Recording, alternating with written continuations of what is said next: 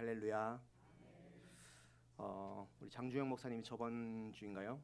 원래 밥을 먹고 이 시간에는 약 먹고 자는 시간이라고 말씀하셨던 것 같은데, 이게 졸린 시간에도 이렇게 우리 또 예배로 하나님의 은혜를 사모하여서 예배로 자리로 다시 나오신 우리 사랑하는 성도님들을 주님의 이름으로 축복합니다.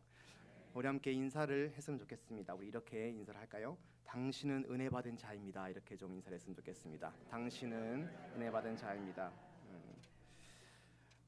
네, 그렇습니다. 우리가 인사를 했던 것처럼 우리는 은혜 받은 자입니다. 이 본문에 이제 이런 말씀이 나오는데, 우리가 정말로 하나님께 우리를 구원하시고 그렇게 은혜 주신 분이 하나님이심을 기억하시면서 늘 살아가시는 우리 사랑하는 성도님들 되시길 주님의 이름으로 축복합니다. 오늘 본문은 누가복음 1장 26절부터인데 들으신 분은 아시겠지만 제가 한 보름 전에 수요 예배 때 이 앞부분을 설교를 했었습니다. 누가복음 1장 25절까지 설교한 사실이 있는데, 이 앞부분을 조금 복습을 해야 이 내용을 알 수가 있습니다. 그래서 앞부분을 좀 복습 한번 해보도록 하겠습니다. 우선 1장 5절을 보면, 오늘 본문 앞에 있는 1장 5절을 보면 이런 말씀이 나오죠. 유대왕 헤롯 때에 아비야 반열에 제사장이 한 사람이 있었으니, 그러면서 이름은 사가랴요, 그의 아내는 아론의 자손이니 이름은 엘리사벳이라라는 어떤 그런 내용이 나오고 있습니다. 유대왕 헤롯 때에 이 시대에 이제 한 부부가 있었는데, 남편의 이름은 사가랴, 부인의 이름은 엘리사벳이라 하는 어떤 부부가 있었습니다. 그런데 이 부부에게 문제가 있었다고 나타나 있죠. 7절을 보면은 7절도 제가 읽어보겠습니다. 엘리사벳이 잉태하지 못하므로 그들에게 자식이 없고 두 사람의 나이가 많더라라고 나타나 있습니다. 문제가 있습니다. 무엇입니까? 잉태를 하지 못함으로라고 그렇게 나타나 있습니다. 자식이 없는 거죠. 그들이 잉태를 하지 못했던 이유가 있는데, 그것은 바로 나이가 많아서, 즉 불임인 몸인 것입니다. 아이를 더 이상 가질 수 없는 몸이라고 그렇게 이제 나타나 있는 것입니다. 그러니까 이들에게, 이 두 부부에게는 아이를 가질 수 없었고, 그것이 또 자신들의 불임으로 인한 것이기 때문에 이들에게는 어떻게 소망이 있을 수가 없었습니다. 더 이상 아이를 가질 수 있다는 소망이 있을 수가 없었던 것이죠. 더군다나 문제는 앞으로도 어떻게 아이가 없을 수밖에 없다. 이것이 그들이 가진 문제였다라는 점입니다. 그런데 한 가지 사건이 발생을 합니다. 그 밑에 1장 13절과 14절은 우리 한번 함께 읽어보겠습니다. 1장 13절 14절 함께 있습니다. 시작. 천사가 그들에게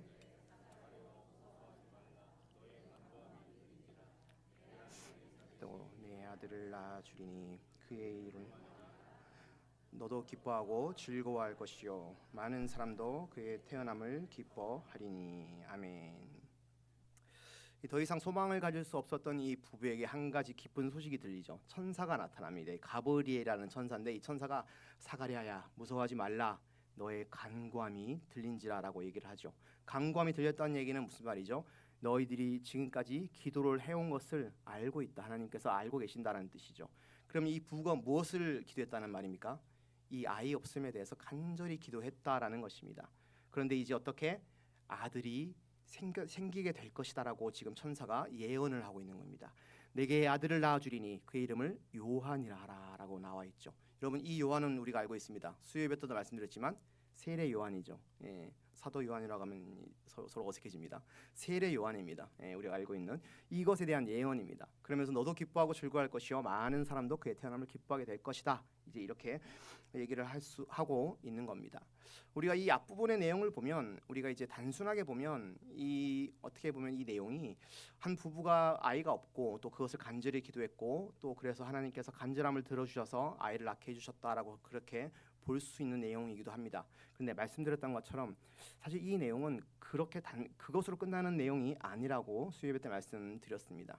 왜냐하면 물론 그렇게 기도하는 것도 맞죠. 우리가 어떤 문제가 발생을 했을 때 우리의 문제에 대해서 하나님께 올려드리고 그리고 그것에 대해서 응답받는 것은 중요한 문제입니다. 그런데 이 누가복음 1장에서 누가가 하는 얘기는 지금 어떤 그런 얘기보다는, 여러분, 우리가 이 불임이라는 것은 성경의 구약에서 굉장히 불임에 대한 모티브가 많이 나옵니다. 불임이라는 것은 무슨 얘기죠? 내가 할 수 없다라는 거죠. 그러면서 우리에게는, 이 부부에게는 소망이 없다라는 거죠. 더 이상 태가 끊기는 것들은 불임에 의한 것이고, 이 불임이라는 것은 소망이 없다라는 것입니다. 그리고 이것은 그들의 힘으로 무언가를 할 수 없다라는 거죠. 불임이라는 것은 우리 인간으로 할 수 있는 어떤 아이를 낳을 수 있는 어떤 능력 밖의 일이라는 거죠. 그런데 지금 외부로부터, 하늘로부터 하나님께서 어떻게 이 부부에게 소망을 주셨죠. 무슨 소망? 아이를 주겠다라는 소망을 주신 겁니다. 즉 새로운 생명을 주겠다라는 얘기를 한 겁니다.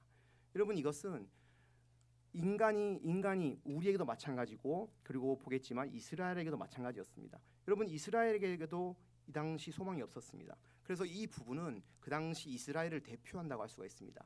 이스라엘은 계속해서 어떤 그 식민지 생활을 했었습니다. 처음에는 바벨론에게 멸망당하고 그다음에 페르시아 제국, 헬라 제국, 지금은 로마 제국. 예수님이 태어나실 때 로마 제국 밑에 있었죠. 계속 제국의 어떤 밑에서 식민지 생활을 해왔습니다. 그리고 더군다나 어떻게 마지막 선지자 말라기 선지자 이후로는 400년간 하나님의 말씀이 없는 거예요. 더 이상 하나님이 말씀해주지 않습니다. 우리를 버리신 것인가? 우리에게 왜 말씀을 하시지 않지? 우리는 하나님의 백성이 아닌가? 이렇게 생각을 했습니다. 그러니까 이스라엘에게도 소망이 없는 상황이었죠.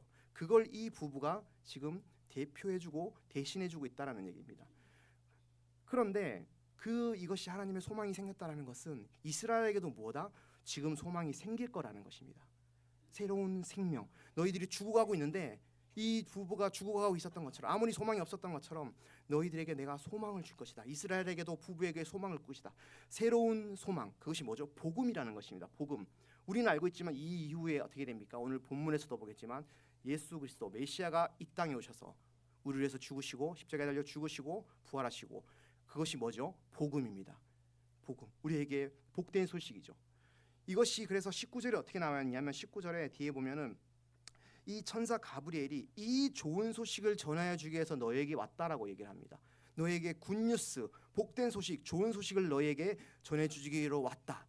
이 부부에게는 당연히 복된 소식이죠. 그리고 이스라엘에게도 그렇기 때문에 지금 이 누가는 이 부부에게뿐만 아니라 이걸로 대표되는 이스라엘에게 그리고 우리에게 죽음 가운데 있던 더 이상 소망이 없던 우리에게 좋은 소식을 가져다 주러 왔다라는 얘기를 하고 있는 겁니다. 여러분 우리는 사실은 어떻게 됐죠? 죽은 몸이었습니다. 불임의 몸이었죠. 우리 힘으로 어떻게 할 수 없는 사람들이었습니다. 여러분 죽음을 어떻게 할 수 있나요? 우리는 나이 들어서 죽는 게 당연한 게 아니죠. 성경은 뭐라고 얘기합니까? 죄의 삭은 사망이요. 로마에서도 분명히 얘기를 하고 있습니다. 우리는 죄 때문에 죽는 겁니다. 그런데 이 불임의 몸, 아무것도 할 수 없는 저희에게 복음이 내려졌고 그것이 우리를 살렸다. 그것이 살렸다. 그래서 누가가 썼죠. 누가가 지금 처음부터 그 얘기를 하고 있는 겁니다. 복음이 우리에게 내려졌다. 지금 그 얘기를 하고 싶은 겁니다. 그래서 지금 이제 그 누가복음이 그 얘기를 하고 있으면서 오늘 본문이 이제 시작이 되는 겁니다. 우리 본문 26절을 한번 함께 읽어보겠습니다. 26절 한번 함께 읽어볼게요. 여섯째 달에 천사 가브리엘이 하나님의 보내심을 받아 갈릴리 나사렛이라는 동네에 가서 아멘. 이 여섯째 달이라는 것은 이 사가랴의 부인 엘리사벳이 이제 잉태를 하게 됩니다. 하나님의 말씀대로 예언대로 잉태를 하게 돼서 6달이 지났다는 것입니다. 그러면서 천사 가브리엘이 다시 하나님의 보내심을 받습니다. 그 전에도 천사 가브리엘, 이번에도 가브리엘. 엄청 바쁘죠 가브리엘이. 그래서 하나님의 보내심을 받는데 갈릴리 나사렛이라는 동네에 가게 됩니다. 27절 제가 읽어보면 다윗의 자손이라 하는 사람과 약혼한 처녀에게 이르니 그 처녀의 이름은 마리아라라고 그렇게 나타나 있습니다. 이 천사가 가브리엘이 나사렛이라는 동네로 간 이유가 있는데 누구를 만나기 위해서죠. 우리가 아는 사람인데 바로 마리아라는 한 여인을 만나러 갔습니다. 이 마리아는 약혼한 사람이었습니다. 누구랑? 다윗의 자손 요셉이라는 자와 약혼을 한 사였습니다. 그러면서 28절로 제가 읽어보겠습니다. 그에게 들어가 이르되 은혜 받은 자여 평안할지어다 주께서 너와 함께 하시도다 하니라고 나타나 있죠. 천사 가브리엘이 마리아에게 인사를 합니다. 은혜 받을 자여 평안할지어다 주께서 너와 함께 하시도다라고 얘기를 합니다. 그런데 좀 특이한 부분이 있죠. 우리가 인사했던 것처럼 은혜 받을 자여라고 그렇게 시작을 합니다. 은혜 받을 자여, 은혜 받을 여인이여 그렇게 이제 시작을 하고 있습니다. 그러면 당연히 이 천사가 나타났으니까 이 마리아는 어떻겠습니까? 놀라겠죠. 갑자기 놀랐습니다. 놀라면서 29절에 놀라죠. 29절에 놀라니까 30절에서 이렇게 가브리엘이 진정을 합니다. 30절 제가 읽어보겠습니다.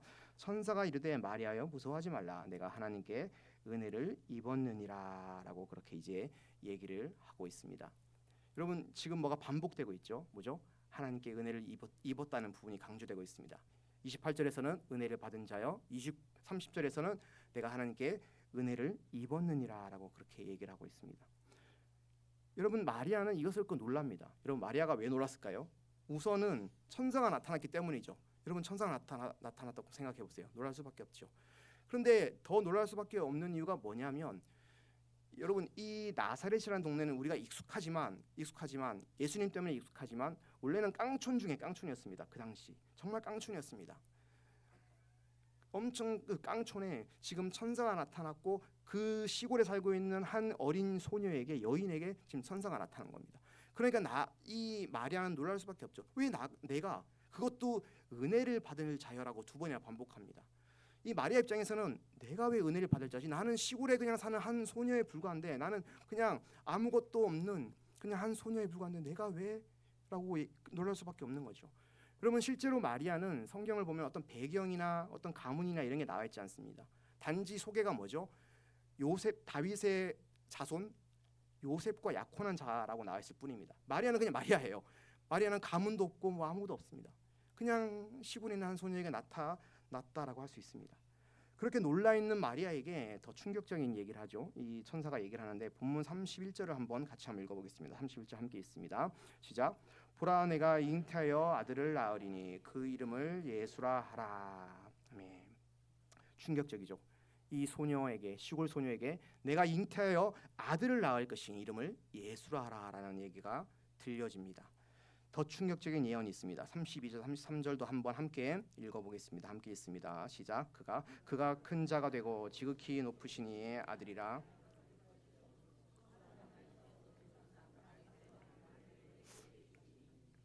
영원히 야곱의 제왕으로 다스릴 것이라. 그의 나라가 무궁하리라. 아멘. 처음에 아들을 낳는다는 예언도 굉장히 충격적이죠. 그런데 충격적인 것은 그 아들이 어떻게 32절 33절에 보면 그가 큰 자가 되고 지극히 높으신 이의 아들이 될 것이다라는 얘기를 합니다. 그리고 그 조상 다윗의 왕위를 물려준다라는 그런 얘기까지 하게 되는 거죠.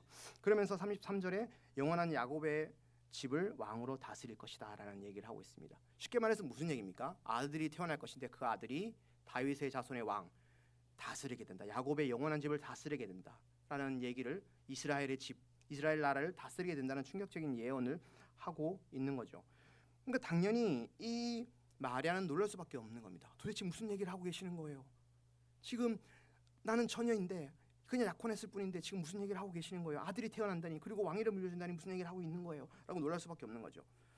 여러분 그런데 이 마리아가 이 내용을 보면은 이 내용을 듣고 어떤 왕, 다윗의 자손 이런 것들을 들으면서 어렴풋이 생각했는 내용이 있을 겁니다. 무슨 얘기냐면 여러분 이스라엘 유대인들은 자식들부터 쉐마 이스라엘이라고 해서 쉐마 교육을 시키죠. 그러면서 모세오경이나 율법서나 이런 것들을 거의 외우게 시킵니다. 그래서 구약이나 모세오경에 대해서 굉장히 아이들이 굉장히 알고 있습니다. 성인이 되면 어느 정도 통달을 하고 있는 거죠. 무슨 얘기냐면 여러분 31절에 보면 보라 내가 잉태하여 아들을 낳으리니 그 이름을 예수라 하라. 우리는 잘 알고 있지만 이 뭔가 익숙한 구절이지 않습니까?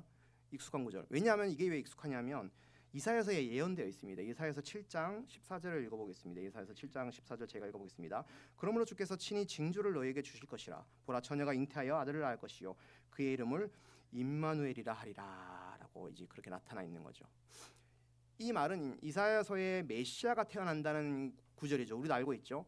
메시아가 태어날 것이다. 이스라엘을 구원한 메시아가 태어날 것이다. 그 징조는 뭐냐면 처녀가 잉태하여 아들을 낳을 것이고 그 이름을 임마누엘 하리라는 이사야서의 말씀이 있는 겁니다. 예언이 된 거죠. 그런데 똑같죠. 이게 예언된 것이 나타나 있는 겁니다. 그것이 지금 이 마리아에게 지금 계시되고 있는 겁니다. 그러니까 마리아는 당연히 놀랄 수밖에 없습니다. 나에게 왜? 그런데 아까 말씀드렸듯이 이 마리아는 어렴풋이 저게 무슨 말인지 알고 있습니다. 나를 통해서 메시아가 태어난다고? 다윗의 왕 후손 메시아가 태어난다고? 이거는 말이 안 되는 거잖아. 메시아가 예언되고 있고 그것이 나를 통해서 된다고? 그런데 가장 큰 문제는 뭐냐면 바로 이 마리아가 뭐죠? 처녀라는 것에 더 문제가 있었습니다. 마리아가 처녀죠. 그러니까 뭐죠? 아이를 낳을 수 없는 몸입니다. 낳을 수 없는 몸이 아니라 낳으면 큰일 나는 몸입니다.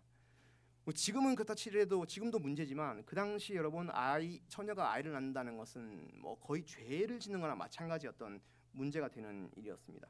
그러니까 당연히 이 마리아는 너무 놀랄 수밖에 없는 겁니다. 그런 상황 가운데 본문 35절 한번 같이 한번 읽겠습니다. 본문 35절. 예, 그래서 34절에 이제 그런 얘기를 하죠. 34절에 나는 남자를 알지 못하니 처녀라는 얘기를 하고 있죠. 이런 일어날 수 없다. 35절 한번 함께 읽어 보겠습니다. 읽습니다. 시작. 천사가 대답하여 이르되 성령이 내게 임하시고 지극히 높으신 이의 능력이 너를 덮으시니 이러므로 나실 바 거룩한 이는 하나님의 아들이라 일컬어지리라. 아멘. 마리아는 그런 생각을 했겠죠. 지금 그런 얘기를 하고 있죠. 34절에서 저는 처녀인데 남자를 알지 못하는데 어떻게 아이를 낳습니까? 그랬더니 천사 가브리엘이 얘기를 합니다. 괜찮아. 뭘로 된다? 성령의 능력으로 될 거야. 성령이 내게 임하고 지극히 높으신 이의 능력이 너를 덮으리니 그러니 너는 아이를 낳을 수 있고 아이를 낳게 될 것이고 임신하게 될 것이고 그리고 그 이는 바로 하나님의 아들이 될 것이다라는 놀라운 얘기를 하고 있습니다. 즉 성령으로 아이를 임신하게 될 것이다라는 얘기를 하고 있습니다. 그러면서 36절 제가 한번 읽어보겠습니다. 36절 보라 내 친족 엘리사벳도 늙어서 아들을 배었느니라 본래 임신하지 못한다고 알려지니가 이미 6달이 되었나니 이 얘기는 그 얘기죠. 앞에 있던 얘기입니다. 네 친족 엘리사벳이 있지 그 여인이 임신한 지 잉태한 지 6달이나 됐어. 이것도 하나님께서 하신 능력이야. 그렇다면 너에게 그 하나님의 능력이 임하지 못할까? 그것을 확증하는 것이 여러분 37절입니다. 37절은 짧지만 같이 한번 읽어보겠습니다. 읽습니다. 시작. 대저 하나님의 모든 말씀은 능히 못하심이 없느니라. 아멘. 38절도 제가 읽어보겠습니다. 38절은 제가 읽어볼게요. 마리아가 이르되 주의 여종이오니 말씀대로 내게 이루어지이다 하매 천사가 떠나가리라 라고 나타냈습니다. 여러분 37절 놀라운 말씀이에요. 38절 다시 한번 보여주시면 이 천사 가브리엘이 선포하는 거죠. 37절에 대저 하나님의 모든 말씀은 능치 못하심이 없느니라, 능하지 못하심이 없느니라라고 얘기를 하고 있습니다. 믿어라, 가능하다. 성령으로 그것이 될 것이며 하나님의 모든 말씀은 이 땅을 만드시고 그리고 인간을 만드시고 이 땅을 만드신 그 하나님이 말씀으로 능치 못하실 것이 없다. 그렇게 얘기를 하죠. 그러니까 마리아도 화답을 한 거죠. 주의 여종이오니 38절에서 말씀대로 내게 이루어지다 하니까 천사가 이렇게 떠나가게 됩니다. 오늘 본문은 사실 이렇게 천사가 떠나가면서 끝을 맺게 되는데 사실 우리가 생각해봐야 될 것은 우선은 이 아까 은혜 받은 자여라는 부분에서 우리가 좀 출발을 해봐야 될 것 같습니다. 사실 별거 아닌 것 같지만 이 마리아에게 천사가 나타나서 은혜 받은 자여 너는 은혜를 입을 것이다라고 얘기를 했습니다. 그 앞에 사가랴와 엘리사벳 부부에게는 그들에게 은혜를 받을 자여라고 하면 그들에게 은혜는 무엇이겠습니까? 불임의 몸에서 아이를 낳는 것입니다. 은혜죠. 딱 봐도 은혜입니다. 그런데 여러분 생각해 보시죠. 마리아에게 도대체 은혜는 뭘까? 지금 마리아에게 2번이나 강조했습니다. 28절 30절에서 은혜를 얘기했습니다. 은혜 받은 자. 그렇다면 이 마리아에게 여러분 은혜가 뭐였을까? 하나님 은혜는 뭐였을까? 우리가 당장 생각할 수 있는 것은 메시아를 잉태한다는 것이 은혜가 될 것입니다. 다윗의 왕을 잉태하여서 그리고 그 왕이 태어나서 다스리게 된다는 것들, 이스라엘을 다스리게 된다는 것이 은혜라고 할 수 있을 것입니다. 그런데 여러분 생각해 보면 여러분이 마리아라고 생각해 봅시다. 나는 마리아다. 마리아입니다. 마리아인데 내가 지금 다윗의 후손 메시아를 잉태한다. 그리고 그를 낳는다. 여러분 이게 여러분 솔직히 즐거운 일입니까, 여러분? 여러분 은혜가 되는 겁니까, 사실? 텍스트로 보면 글로 보면 은혜가 되죠. 내가 메시아를 잉태하고 실제로 내가 마리아입니다. 내가 지금 다윗의 자손 메시아를 잉태해 낳고 저는 너무 부담이 될 것 같습니다. 제가 마리아라면 너무 부담이 될 것 같아요. 우리 아들이 메시아다. 다윗의 자손이다. 다스릴 거야. 와우! 여러분 이러시겠습니까? 우리가 마리아라면 그러지 못하죠. 이것은 굉장히 부담되는 일입니다. 굉장히 부담되는 일인데 더군다나 더 큰 일이 있습니다. 더 부담되는 게 있죠. 다시 말씀드리지만 뭐죠? 이 마리아는 처녀입니다. 처녀. 그 당시 여러분 처녀가 아이를 낳는다는 것은 거의 사회에서 배제되는 일입니다. 그 고대 이스라엘 사회, 유대 사회에서는 아이를 낳는다는 것은 큰 죄를 짓는 것과 마찬가지고 사실 아이를 낳는다는 것은 원래 축복으로 인정이 되었습니다. 그 집안에 그리고 그 가문에 아이가 있다라는 것은 아들이 있다는 것은 축복이고 공동체에서도 은혜고 이렇게 됐습니다. 그런데 문제는 처녀라는 것이 문제죠. 처녀가 아이를 낳는다는 것은 그 여인이 사회에서 큰 죄를 지은 거나 마찬가지이고 무언가 문제가 있고 그렇기 때문에 사회에서 배척이 되고 공동체에서 격리가 되는 문제가 발생합니다. 심지어 레위기나 이런 데서 나오죠. 돌에 맞아 죽을 수도 있습니다. 그렇기 때문에 처녀가 아이를 낳아서 일생을 살아간다는 것은 처음부터 끝까지 아이를 낳는 순간부터 죽는 그날까지 고통의 연속일 수밖에 없는 겁니다. 처녀의 몸으로 아이를 낳는 그 고통은 이루 말할 수 없는 사회가 그때의 사회였습니다. 그러니까 이 마리아에게는 얼마나 여러분 부담이 됐겠습니까? 너무 부담되는 일이죠. 처녀가 아이를 낳아서, 심지어 우리가 나중 일이지만 마리아가 사실은 몰랐겠지만 마리아는 뭐 애를 낳을 때도 어디서 낳습니까? 그냥 마구간에서 애를 낳아요. 그리고 나중에 뭐 육신적인 얘기지만 자기 아들이 십자가에 달려 죽는 그 모습을 바라봐야 됩니다. 엄마로서 자기 아들이 십자가에 달려 죽는 모습을 봐야 됩니다. 이것이 무슨 은혜겠습니까, 여러분? 이것이 무슨 그에게 기쁨이 되겠습니까? 나중 일이긴 하지만 마리아는 몰랐겠지만 그의 일생은 보면 고통으로 점철되는 실제로 인생이었습니다. 그리고 아들을 낳으면서 얼마나 사람들의 시선을 견뎌야 되겠습니까? 그런데 그런 와중에 마리아가 아까 고백한 것은 무엇이었습니까? 아까 고백한 것은 38절에 보면 그렇게 고백을 했죠. 38절에 보면은 뭐라고 얘기하죠? 주의 여종입니다. 내게 말씀대로 이루어지다라고 얘기를 했습니다. 여러분, 이 고백은 무엇이겠습니까? 마리아가 와 주님 빨리 내게 이루어지게 해주십시오 이렇게 고백한 겁니까? 아니죠. 이 모든 고통을 저는 감수하겠습니다. 주님, 저는 이 모든 고통을 감수하겠습니다. 내게 하나님의 뜻이 이루어지게 해 주시옵소서라는 고백입니다. 자신을 통해서 하나님의 뜻과 계획이 이루어지게 해 주시옵소서라는 놀라운 고백이라고 할 수가 있습니다. 그러니까 이 마리아는 절대적으로 쉬운 고백이 아니었다라고 말할 수가 있는 거죠. 그런데 이 마리아가 그렇다면 이렇게 순종하게 된 이유가 있다고 할 수 있습니다. 그냥 막 순종한 게 아니죠. 뭐 믿음이 좋아서 뭐 그렇게 우리는 얘기할 수 있겠지만 이 마리아가 순종한 이유가 있을 것입니다. 본문 35절에 보면 35절을 제가 한번 읽어보겠습니다. 천사가 대답하여 이르되 성령이 내게 임하시고 지극히 높으신 이의 능력이 너를 덮으리시리니 이러므로 나실 바 거룩한 이는 하나님의 아들이라 일컬어지리라 라고 이렇게 얘기를 하고 있습니다.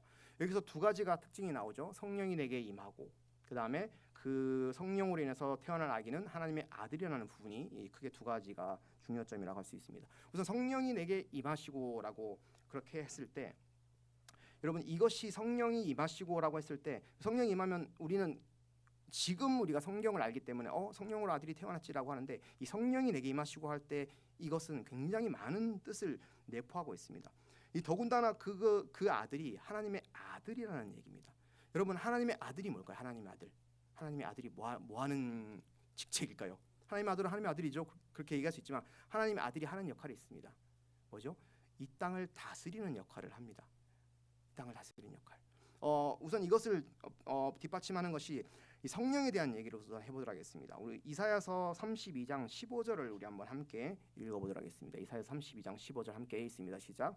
마침내 위로부터 영을 우리에게 부어 주시리니 광야가 아름다운 밭이 되며 아름다운 밭을 숲으로 여기게 되리라. 아멘. 이사야서 32장은 메시아가 나타나서 하는 일, 그다음에 나타나는 현상에 대해서 이사야에서 굉장히 많이 나타나 있는데 그 중에 한 본문이 바로 이사야서 32장 15절이라고 할 수 있습니다. 여기서 보면 여기서는 성령 구약이기 때문에 성령이라고 안 나타나 있지만 마침내 위로부터 영을 우리에게 부어 주리니라고 이사야 선지자가 예언합니다. 위에서부터 영이 우리에게 임할 거야. 그러면 어떤 일이 벌어지냐면 광야가 아름다운 밭이 될 거야. 그리고 아름다운 밭을 숲으로 여기게 될 거라고 얘기를 하고 있습니다. 아름다운 밭이 된다고 하죠. 아름다운 숲이 된다고 합니다. 그러면 어떻게 되는데 좀 더 구체적으로 32장 16절 이것도 한번 같이 읽어보겠습니다. 이사야 32장 16절 함께 읽습니다. 시작.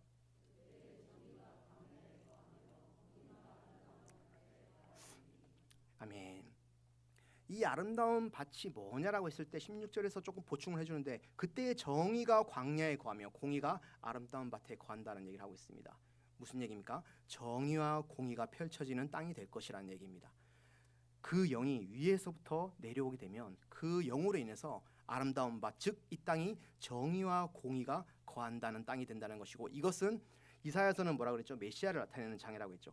메시아가 이 땅에 오면 공의와 정의가 실현될 것이다. 즉 하나님의 통치가 이루어질 거라는 것이죠. 여러분, 하나님의 통치는 사랑으로 다스리는 것도 있지만 공의와 정의로 다스리는 것이 바로 하나님의 통치의 특징이라고 말할 수가 있습니다. 즉 이 땅이 성령이 이 땅에 임하면 하나님의 영이 이 땅에 부어지면 이 땅이 바로 하나님께서 통치하시는 곳이 될 것이고 공의와 정의와 사랑이 이 땅에 펼쳐지고 그것으로 하나님께서 다스리게 될 거야라고 얘기를 하고 있습니다.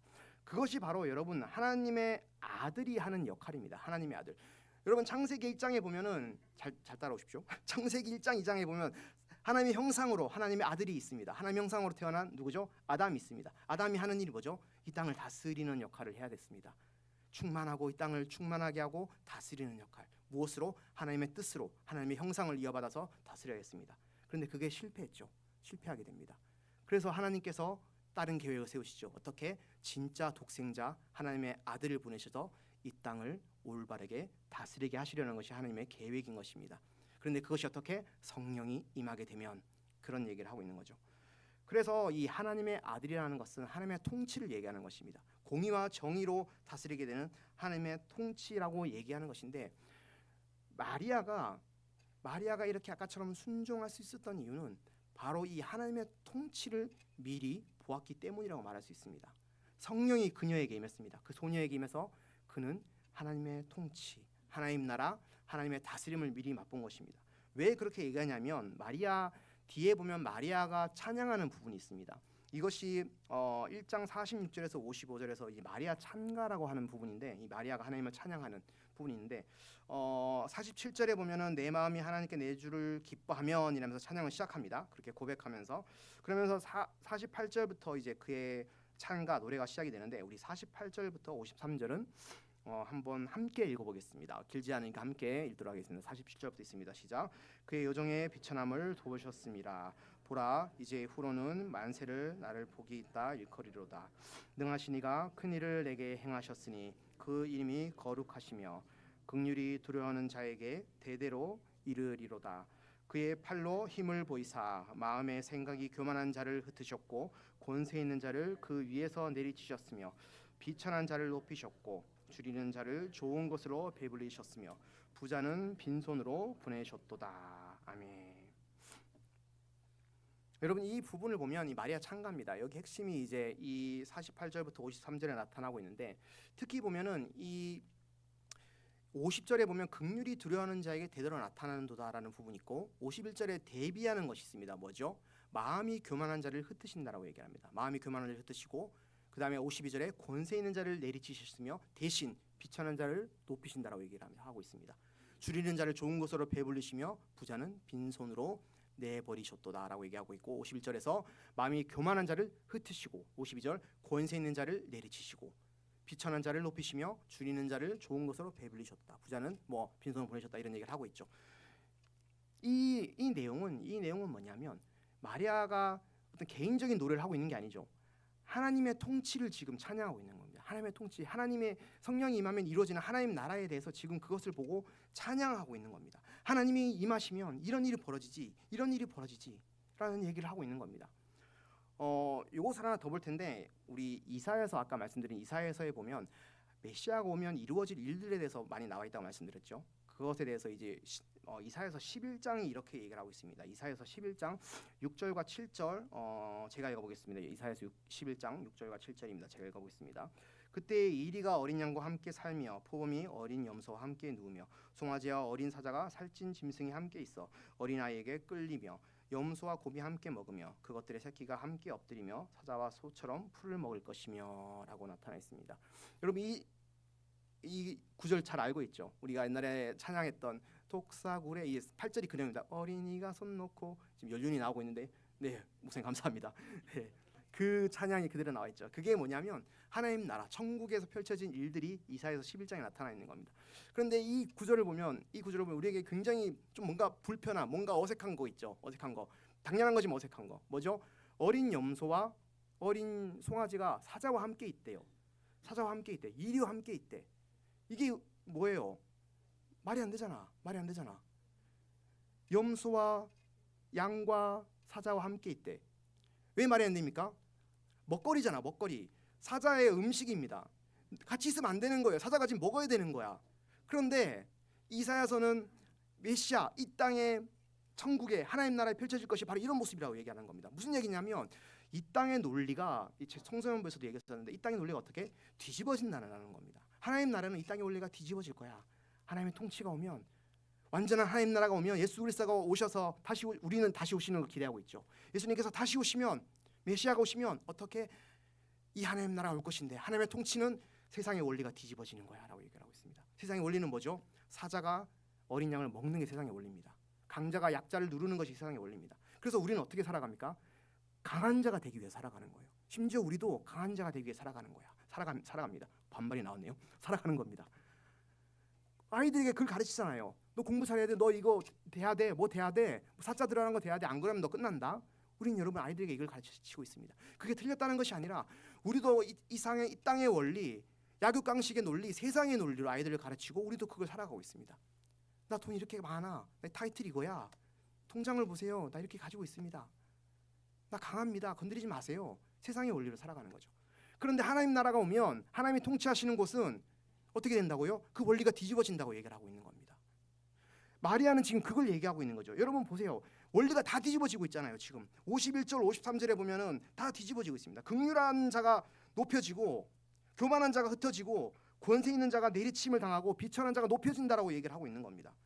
줄이는 자는 좋은 것으로 배불리게 할 것이고 부자는 빈손으로 여러분 간다라고 그렇게 이제 얘기를 하고 있습니다. 지금 마리아는 하나님 나라, 하나님의 통치가 이루어질 그 하나님의 통치 가운데 있는 것들을 미리 보고 있는 거예요. 완벽하진 않지만, 자세히는 모르지만 그걸 알고 있는 거예요. 하나님 나라에서는 모든 것이 뒤집어진다, 비천한 자를 높이신다라는 걸 알고 있는 거죠. 특별히 51절에 보면 이런 얘기를 하죠. 그의 팔로 51절이 아니군요. 48절에 보면 이런 얘기를 하고 있습니다. 48절 보면은 이런 얘기를 하고 있죠. 그의 요종의 비천함을 돌보셨음이라. 보라 이제 후로는 만세의 날을 복이 있다 일컬으리로다라고 그렇게 여러분 얘기를 하고 있습니다. 그의 요종을 비천한 가운데 돌보셨다라고 얘기를 하고 있죠. 근데 복이 있다라고 얘기를 하고 있습니다. 이 비천함은 여러분 이게 용례로, 헬라어 용례로 보면은 신분이 낮다라는 어떤 그런 의미보다는 무슨 의미가 가깝냐면 겸손한 사람, 스스로 낮추는 사람, 그리고 굴욕을 당한 어떤 사람, 이런 의미입니다. 그러니까 어떤 의미냐면 자신 스스로 낮추는 사람들이죠. 그렇게 비천함으로 가는 사람들을 얘기를 하고 있는 거죠. 근데 지금 마리아는 어떻게 하고 있습니까? 자신을 낮추고 있죠. 안 그래도 됩니다. 물론 하나님의 어떤 그 예언을 거절하면 어떻게 될지 알 수는 없지만 내게 이루어지게 하옵소서. 그것이 내겐 너무나 힘든 거지만 주님, 내가 순종하겠습니다. 하나님의 말씀대로 뜻이 이루어지게 하시옵소서. 나를 통해 스스로 낮추고 있는 겁니다. 여러분 그 용례가 여러분 사도행전 8장 33절에 나와 있는데, 사도행전 8장 33절에 보면 이런 얘기를 하죠. 제가 읽어보면 그가 굴욕을 당했을 때 공정한 재판도 받지 못하였으니라고 나타나 있습니다. 사도행전에서 사도 바울이 예수님을 설명하면서 얘기하고 있는 거예요. 그는 예수님입니다. 예수님이 굴욕을 당했을 때 공정한 재판도 받지 못했지 않느냐라고 얘기하고 있는 겁니다. 여러분 예수님이 굴욕을 일부러 당하신 거죠. 그 하늘에 계신 하나님이 이 땅에 와서 굴욕을 당할 이유가 없습니다. 우리 때문에 받으신 거잖아요. 근데 그가 낮아지신 거예요. 사도 바울이 그 얘기를 하고 있는데 굴욕을 당하셨을 때 이게 바로 이 마리아가 쓰는 비천함이랑 똑같은 용례입니다. 헬라와 같은 용례예요.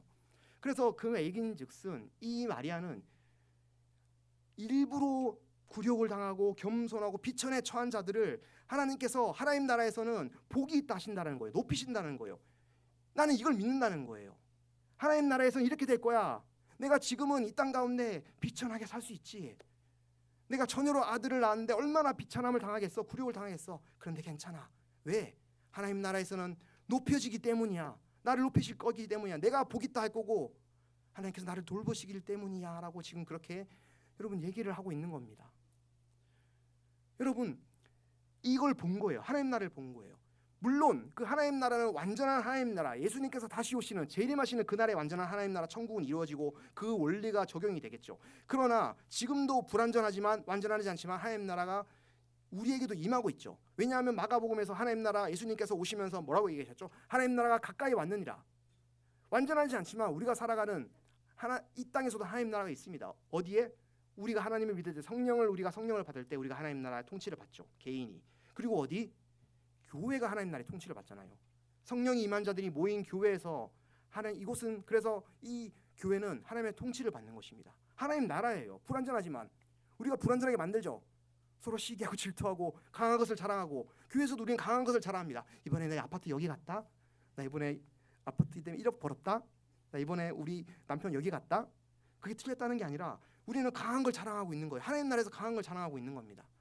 그런데 교회가 여러분 하나님 나라입니다. 불완전하지만 우리는 여전히 죄성이 남아있기 때문에 불완전하지만 교회도 하나님 나라인 거예요. 무슨 얘기냐면 결국은 이 땅 가운데서도 하나님 나라를 누릴 수 있는 겁니다. 교회에서 우리 개인이 하나님의 믿음을 통해서 성령을 통해서 또 우리가 이 땅에서도 하나님께서 우리를 높이실 것을 알기 때문에 우리가 어떻게 기꺼이 굴욕을 받을 수 있는 거예요. 비천함에 처할 수 있는 겁니다. 마리아는 이걸 본 거죠. 성령으로 임해서 하늘에 온 성령을 통해서 이걸 본 겁니다. 하나님 나라를 보고 자신이 그래서 비천해도 상관없다. 하나님께서 나를 높이시길 때문이다. 아까 말씀드렸지 그녀의 인생은 그 뒤로 너무나 말할 수 없는 고통을 많이 겪습니다.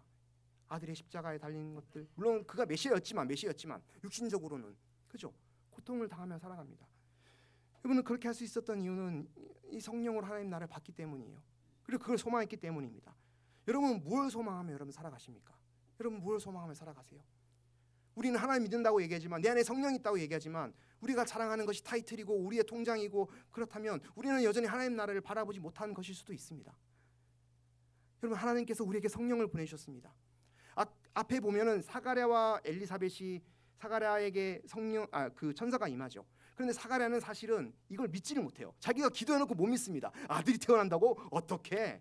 불임인데 그래서 한동안 어떻게 되냐면 엘리사벳이 말을 못합니다. 말을 못하죠. 태어날 때까지 말을 못합니다. 어떻게 보면 약간의 저주죠. 태어나기 전까지. 우리는 어떻게 보면 이 사가랴의 모습일지는 모릅니다. 누가복음을 통해서 누가는 복음이 선포됐다. 우리를 살리는 새 생명을 주는 복음이 선포됐어. 이 복음을 받아들일래? 어떡할래? 이것을 받아들이는 자에게는 어떻게? 받아들이는 자에게 어떻게?